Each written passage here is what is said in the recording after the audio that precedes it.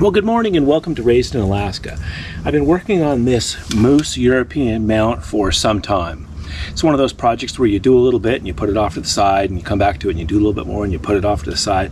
And I finally finished it, so I wanted to share it with you today, and then we'll go back and I'll show you the process that I used to get to this final product. I will say that, granted, I did the work myself.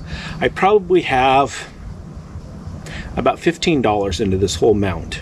I had to buy the hydrogen peroxide and I had to buy some propane for my stove. Other than that, I did the whole thing myself. So it's, I guess we'd call it a $15 European mount. So let's go ahead and take a look at it here.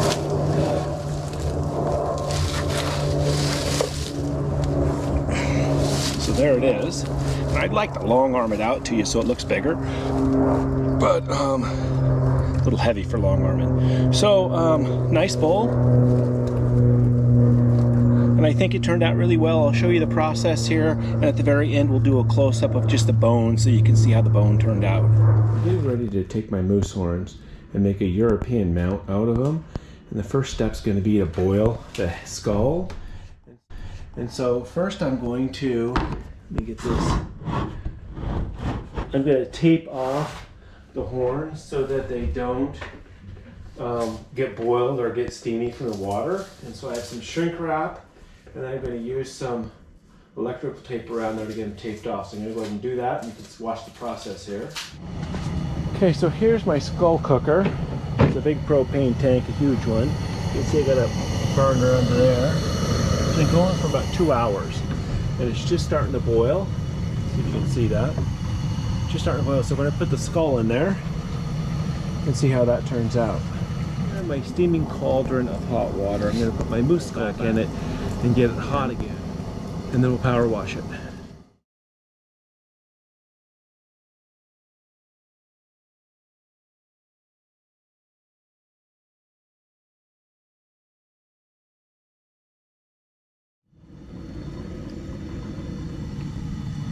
So the ambient temperature out here is about 30. We got this cooking up pretty good. It's been in here for about 10 minutes, 15 minutes. We're going to take it out. Okay, we're going to try power washing this and see what happens.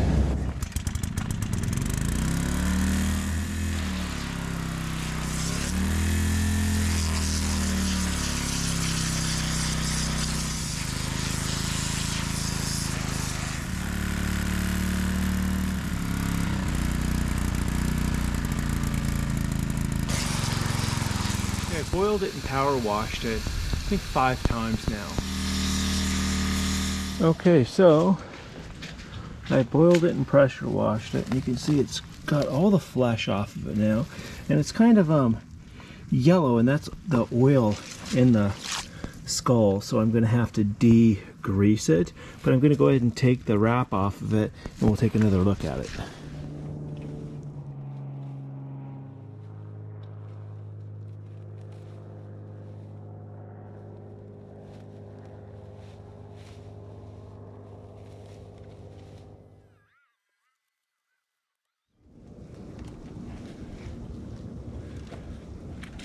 There we go. Okay, so I'm going to kind of leave this here for winter and wait for warmer weather, but in the meantime I put a tray underneath it, and I'm going to just put dish soap all over it to kind of start pulling the grease out of it. You can feel that there's grease in there, and the grease is what makes it that yellow color, and so you have to get the grease out if you're going to get it to be white.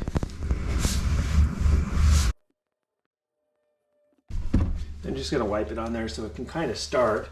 It's going to take a lot of this, but this will at least start pulling some of the grease out.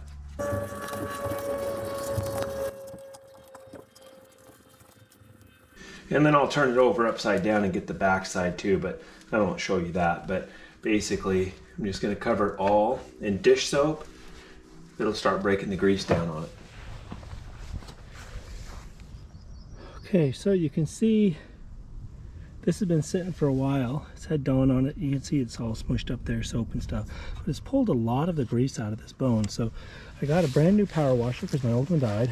This is going to get its maiden start here. And we're going to power wash this. I've also put some Dawn dishwashing soap in the reservoir so that I can get some extra.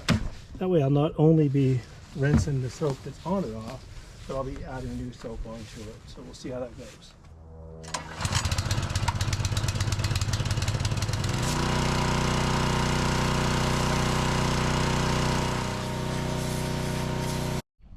Okay, so you can see it's pretty white now. There's still some brown on it, but it does feel like the grease is out of it, and you can see the teeth look icky. And the teeth, the other thing about the teeth are loose because all the flesh is out of there. The next step is going to be to put hydrogen peroxide on it, and I got a story to tell about that. That'll be interesting. So I'm gonna let this dry and I'll put it away.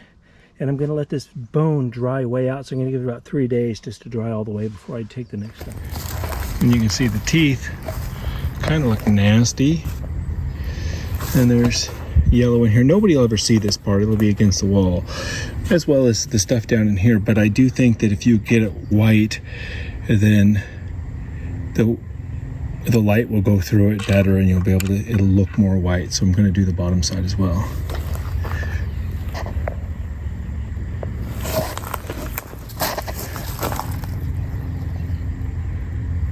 Start painting my skull, and I have this Salon 40. It's a hydrogen peroxide gel that's like 40% hydrogen peroxide then, so it's pretty freaking stout enough that the guy needs to wear some protection.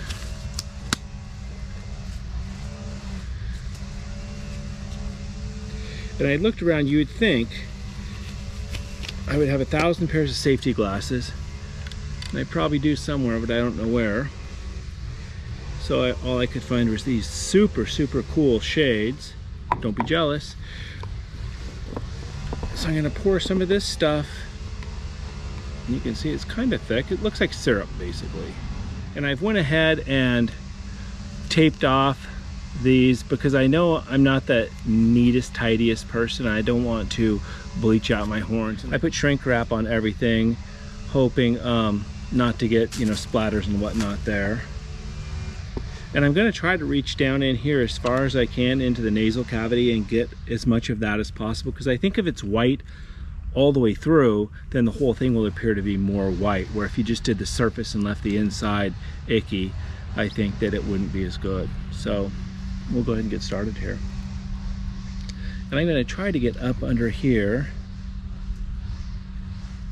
Boy, you know, I'm going to go without shades on there just because I can't see very well.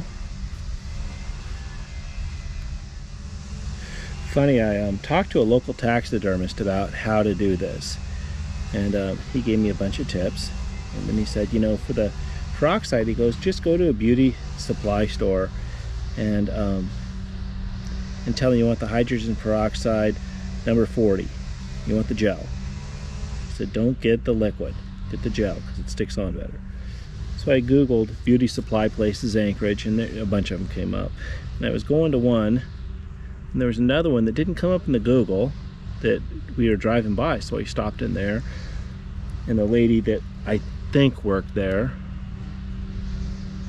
was helping another customer. And you know, at a beauty supply place, not to be not nice, but a beauty supply place, typically speaking, a guy's not going to get a lot of attention. It's kind of like if you go to a fabric store as a dude, they're just going to ignore you. And so, but the lady seemed pretty nice anyway, and she was helping somebody else, and I didn't really think I'd get a ton of help. And so, and I didn't know what I was looking for. So I looked around, found these jugs that said 40 on it, but it says Salon Care 40 volume cream. Well, volume cream makes me think it's some kind of conditioner, but you know, I don't really know anything. And it's, so I got that because the only thing that said 40 on it, maybe that's it. And so I waited till the lady that was helping someone else, she got done with her customer and checked them out and stuff. And so I carried the jug up to her and I said, hey, what's this stuff anyways? She looked at me, and it was she was a classic looking lady that you'd expect to be working at a beauty supply place, you know, blonde hair, tall, thin, long fingernails, long eyelashes, you know, not to be profiling anybody, so now don't get offended if you're getting worked up about that. But you know, just the classic person you'd expect to see in a place like that. And so I asked her, I said, so what do they use this for anyways? She looks at me and she goes, "Are you doing bones?" I was like, yeah, I am. She goes, "Oh, I'm from Alabama. My dad, he always used to use this stuff too." She goes, "Yeah, this is the stuff you want." She goes, "You want the gel?" And I go, and I had just a quart of it. And I said, "I'm doing a moose skull." And she goes, "Oh, well, you're gonna need more than that." She goes, "You better get 2 of those." She goes, "But really, you should get the gallon, because the gallon's gonna cost the same price as 2 quarts, and then you'll have enough to get started on your next project." And it was just cracking me up. I mean, this lady looked like the last person on earth that would know how to bleach a skull, really. But it was absolutely hilarious. And so I got the stuff from her, and when I was leaving, I thought, you know, if I ever need any beauty supply things, and granted, I'm not in the market for buying a lot of that stuff, but this is the place I'm going. That lady was completely awesome in every possible way. Obviously, she knew her stuff with women. You could tell by looking at her, you know, that she knew a little bit about beauty supply stuff. And to know about, you know, stuff like this, amazing place. So I will go there again. I will look up the name of that place, just in case, you know, you're in Anchorage and you're looking at something like this going, okay, I'll look up the name of that place and put it down in the description, just because places like that, I think, are worth plugging. That lady was just a hoot, and she obviously knew her stuff. Okay, so I've done around there the best I can. My plan is to do the top and reach way up in here and do this, and I'm gonna flip it over and do the other side. We'll see how that goes. But I'm gonna switch to this bigger brush right now because I can get goop on it, and I'm gonna put my shades on. Super duper cool shades. These are actually from Midnight Sun Brewing Company. I don't know how I got shades from them.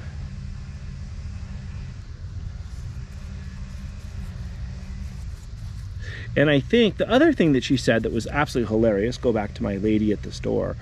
She goes, you know, the other thing you might want to get, and I'll show this a little bit later on, she goes, you know, do the whole thing in one coat and then clean it off and then do another coat where you have to. And there's this whitening stuff, and I forget what they even use it for, but she goes, you want to put this on the second coat. You want to put it on the real thick bone places. Don't put it on the thin bone places, you know, like down in the sinuses and stuff. She goes, well, put it on top of the head and the places that have thick bone, because it's got a lot of grease that goes down in there, and this stuff, it's a whitening agent. And she goes, and it'll really help slick that up.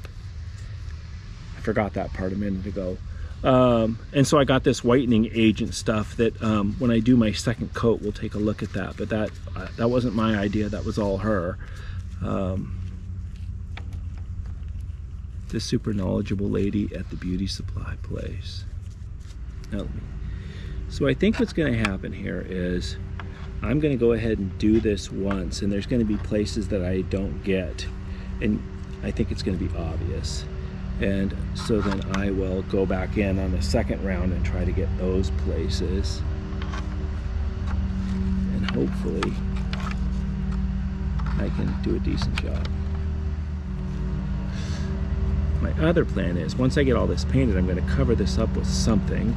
Taxidermist told me he covered his up lots of times with just bubble wrap, and then you set it out in the sun so that it gets hot, and the bubble wrap keeps this stuff from evaporating, and so it kind of stays active that way. And so I'm gonna have to search around for some bubble wrap. I should have, if I was smart, I would have had that procured and ready to go. And I'm sure I can find some around here.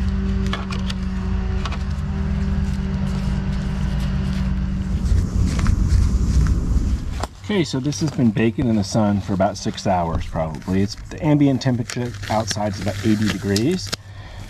And so it, you know, it's at least that warm, probably a little bit warmer. And so I'm going to take off the bubble wrap and we'll see what we got going on. I suspect that, you know, we're going to have to do some touch-ups and stuff like that, but I'm pretty curious. I'm dying to know. how it turned out.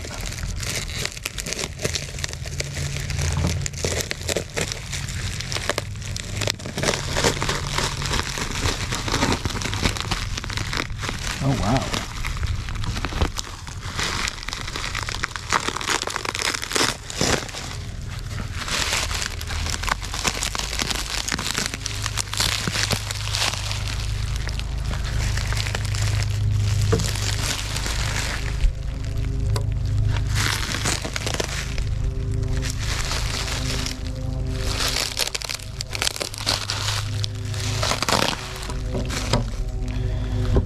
Front looks really nice. There's a little bit of touch up that'll have to be done. We'll take a look at the back here. All right, and there is the back side. You know, it is, I'm gonna rinse it all off and see what it looks like. But it looks like it turned out really stellar. Okay, so I've got done bleaching my skull once here. It turned out really nice, but there's a couple places that I want to put a little more peroxide on, which I knew would happen. There's a spot here that's got a little bit more yellow in it. Probably didn't get peroxide on it. Right here in the cap, which I knew would happen. Over here at the top of the skull. And then there's a spot right down in here that I want to put a little more peroxide on. And maybe a touch there, and a touch here, but by and large, this thing turned out absolutely amazing. So I'm going to go ahead and do that and leave it out in the sun for the day. We'll see how it turns out.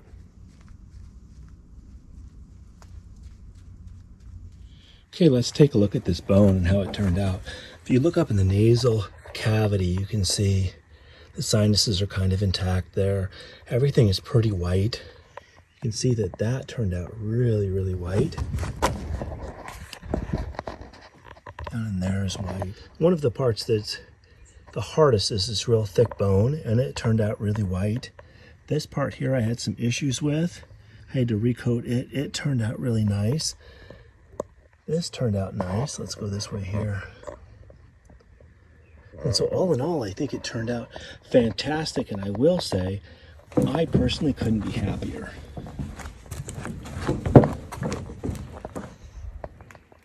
So one other part of these teeth, and you can see there's still a little bit of brown on them. I only did them one time, and I thought about doing them again, and I bet you could probably get them all the way white, but I kind of wanted to leave them with this kind of patina to them. Let me tilt this up in the sun so we can get a good look at it. There we go. And I just think that it looks really cool that way instead of being pure white. So there we go. Thanks for tuning in today. There we are, the finished product. I think it turned out pretty nice.